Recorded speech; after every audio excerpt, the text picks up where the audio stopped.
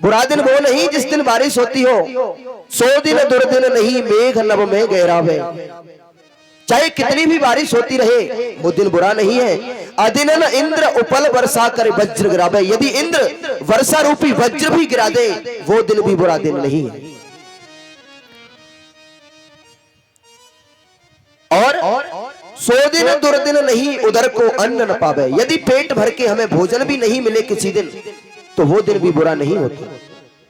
100 दिन दुर्दिन नहीं उदर को अन्न न पावे और सगे संबंधी जीवन में सब व्यर्थ जावे। ये कोई काम का नहीं है भाभी। दुर्दिन नहीं विनीत कोई सा दिन भी बुरा दिन नहीं है।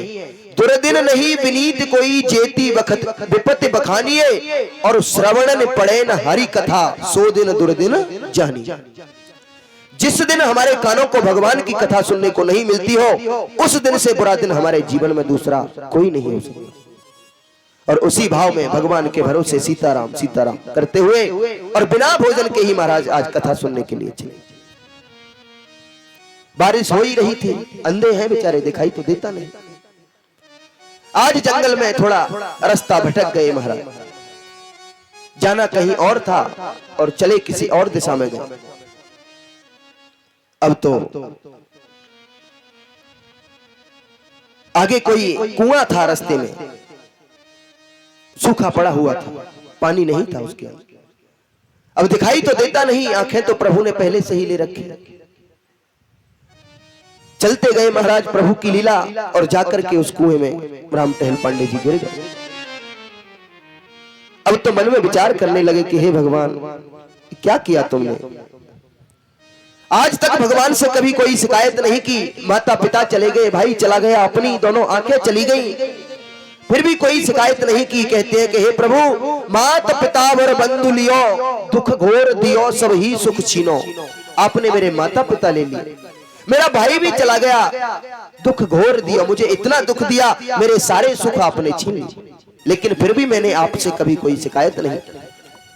मात पिता वर बंधु लियो दुख घोर दियो सब ही सुख छीनो और ताहू पे तोसन देव तुम्हें जग में अंधरो अखियान सोकीनो। फिर भी आपको संतुष्टि नहीं हुई प्रभु, मुझे अंधा बना दिया, लेकिन तब भी मैंने आपसे कोई शिकायत नहीं की। और आज आपने मुझे इस कुएं में भी गिरा दिया, तब भी मैं इसकी आपसे शिकायत नहीं कर रहा। जावे चले सुख भोग सबे बर कूप में डार भले मोहि दीनो। लेकिन प्रभु शिकायत केवल एक ही है इस दीनहीन की, विनती यही हे प्रभु, विनती यही दृगहीन सो। क्या विनती है मेरी हे प्रभु, विनती यही इस दृगहीन की कि छीन कथा को प्रथा दिन लीन। मैं कथा सुनने ही तो जा रहा था आपकी, और आपने आज मुझसे वो कथा का दिन भी छीन लिया, मुझे ऐसे कुएं में गिरा दिया। मैं कथा नहीं सुन पाऊंगा, यहां कौन आएगा, मुझे कौन निकाले। मुझे किसी बात का दुख नहीं, लेकिन आपकी कथा मुझसे छूट जाएगी, बस मैं इस बात की आपसे शिकायत करता।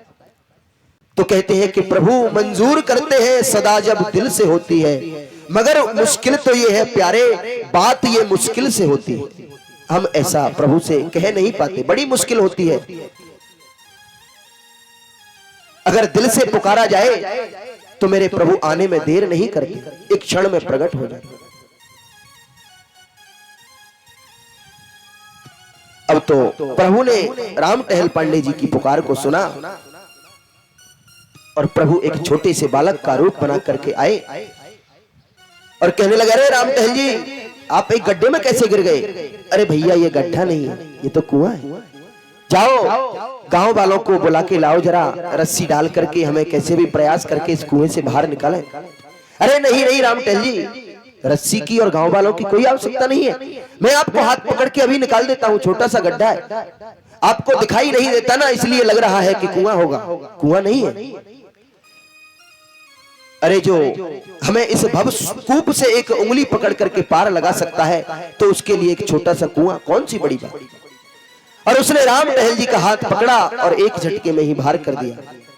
अरे भैया मैं तो लेट हो गया और आज तो कथा मुझसे छूट गई, कथा तो हो गई। नहीं नहीं आज कथा नहीं हुई, व्यास जी का आज स्वास्थ्य थोड़ा खराब है। इसलिए अभी व्यास जी ने कथा शुरू नहीं की, आज तो 2 घंटे बाद कथा होगी। राम टहल जी को बड़ी प्रसन्नता हुई, हे प्रभु आप तो बड़े दयालु हैं, शायद मेरे ही वजह से आपने कथा लेट करा दी। और प्रभु का बार बार धन्यवाद करते हुए कथा की ओर जाने लगे राम टहल। लेकिन राम टहल जी अभी कथा में पहुंचे नहीं, उससे पहले आज घर से भूखे चले गए थे। तो भगवान उनकी भाभी का वेश बना करके और वहां कथा में जाते हैं और लोगों को कहते हैं कि लो हमारे देवर जी नहीं आए, अभी नहीं आए, वैसे आते तो रोज हैं लेकिन थोड़ा आज मौसम खराब है, थोड़ा लेट आए, तो आज वो घर से भूखे आए हैं, भोजन करके नहीं आए, इसलिए लो वो आए तो ये भोजन उनको करा देना। और भगवान वहां से भोजन देकर के अंतर्ध्यान चले। अब तो महाराज थोड़ी देर के बाद राम टहल जी आए, कुएं में गिर गए थे, बहुत चोट शरीर में लगी है, सारे चमड़ी छिल गई है, दाग लगे हुए हैं। लोगों ने देखा, अरे ये क्या हुआ राम टहल जी? अरे भैया किसी गड्ढे में गिर गया था, दिखाई नहीं देता। अरे गड्ढा तो कहीं पड़ता ही नहीं, रास्ते में तो कुआं है। अरे नहीं नहीं, कुआं नहीं था, गड्ढे में गिर गया था, कोई छोटा सा बालक आया और वो मुझे हाथ पकड़ करके बाहर कर गया। और इसके बाद प्रेम से राम टहल पांडे जी ने कथा सुनी और कथा सुनने के बाद प्रसाद पाया, भगवान के हाथों का भोजन। अब तो महाराज प्रसाद पाते ही शरीर के सारे जख्म, सारे घाव तृप्त हो गए।